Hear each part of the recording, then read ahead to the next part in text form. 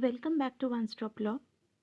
Now, in my previous video, I have discussed with you that how the row over wearing of hijabs erupted in January 2022 after a government college in the coastal district of Udupi barred six girl students from entering the classroom while wearing hijab.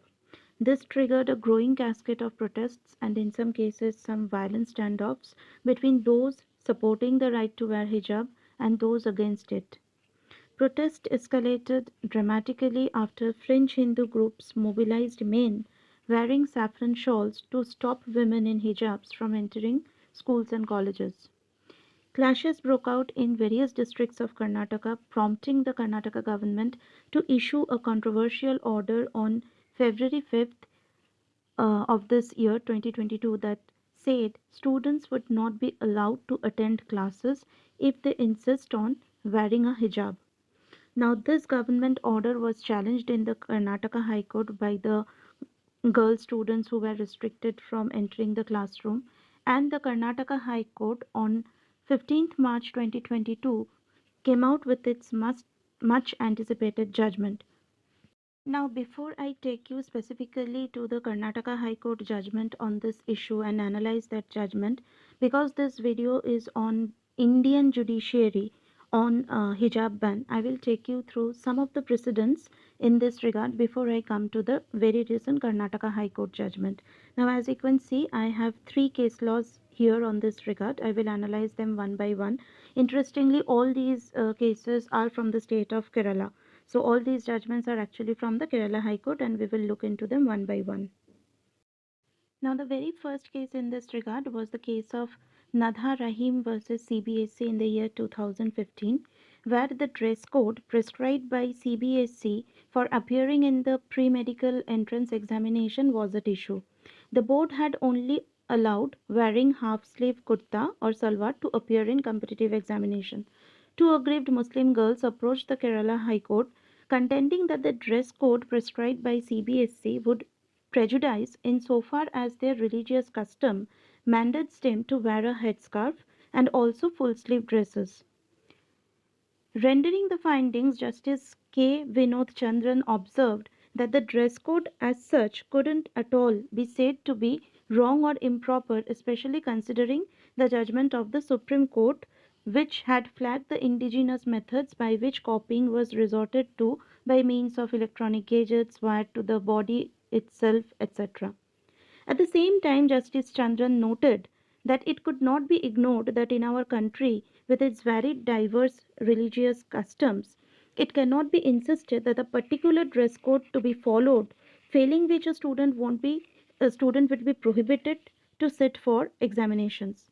He thus refused to pass any blanket order but directed CBSE that the petitioners who intended to wear a dress according to their religious custom but contrary to the dress code prescribed by CBSE should present themselves before the invigilator half an hour before the examination, and on any suspicion expressed by the invigilator they would also subject themselves to any acceptable mode of personal examination as decided by the invigilator. It was also directed that if the invigilator required, the headscarf or the full sleeve garments could be removed and examined, and then the petitioners should also subject themselves to that. So what we notice here that Justice Chandran's approach trying to harmonize the right of Muslim girls to wear hijab with that of the sanctity of the examination sought to be achieved by CBSE through its dress code.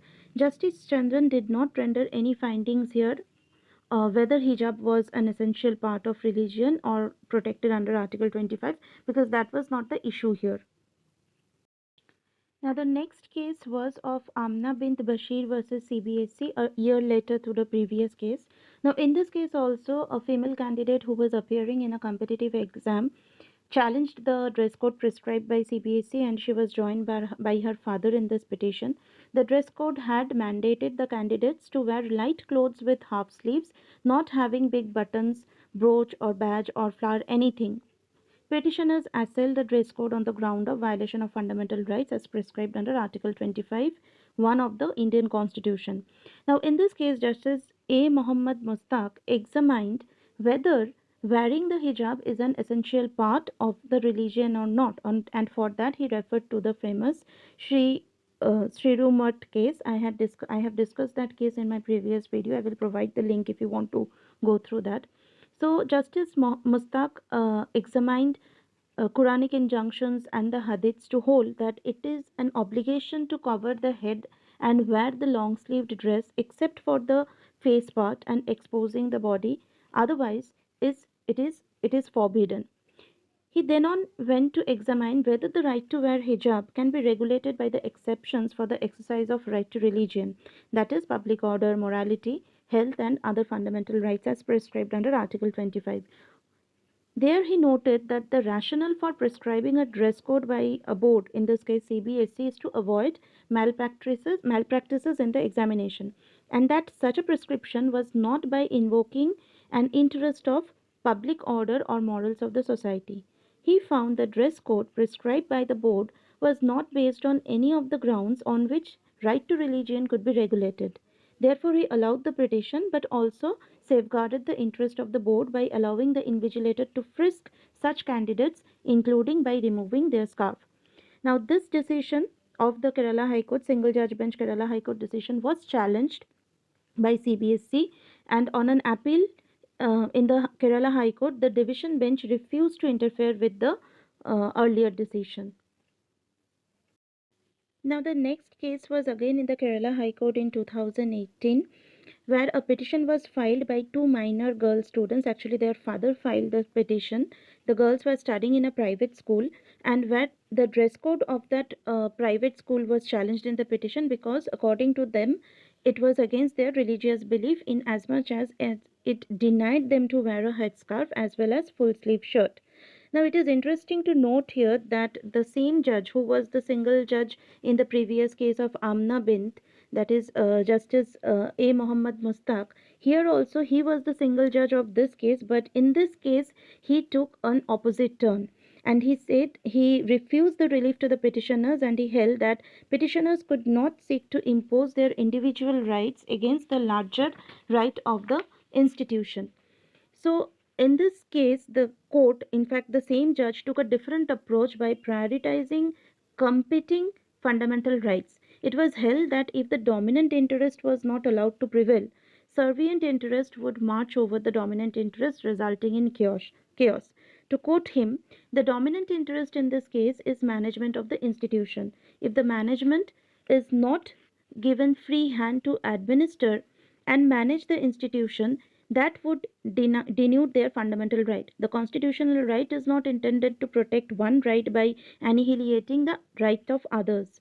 The Constitution, in fact, intends to assimilate those plural interests within its scheme without any conflict. However, when there is a priority of interest, individual interest must yield to larger interest, and that is the essence of liberty.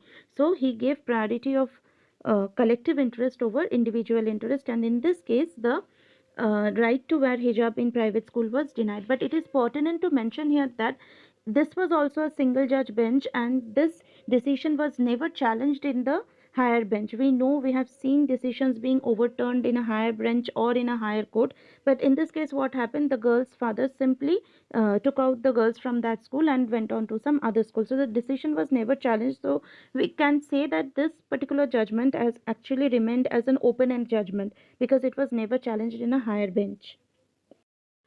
What is crucial to note here is that in the High Court decision in Fatma Tasneem is clearly distinguishable from the previous two decisions from the same Kerala High Court, Nadha Rahim and Amna Bint Bashir case, for two reasons. First, no state action was involved in the case of Fatima Nashnim. It was a case of a private school. Second, the school being private, it had the right to establish, management and administer an institution which is traceable under Article 19 of the Constitution of India. So what we see, or what is clear from here, the decisions of the Kerala High Court, is that hijab is a part of essential religious practice, and this right is enforceable where state action is involved. Insofar as private institutions are concerned, Muslim girls cannot claim the right to hijab or right to wear hijab if the dress code prohibits the same. So this is the stand of Kerala High Court so far.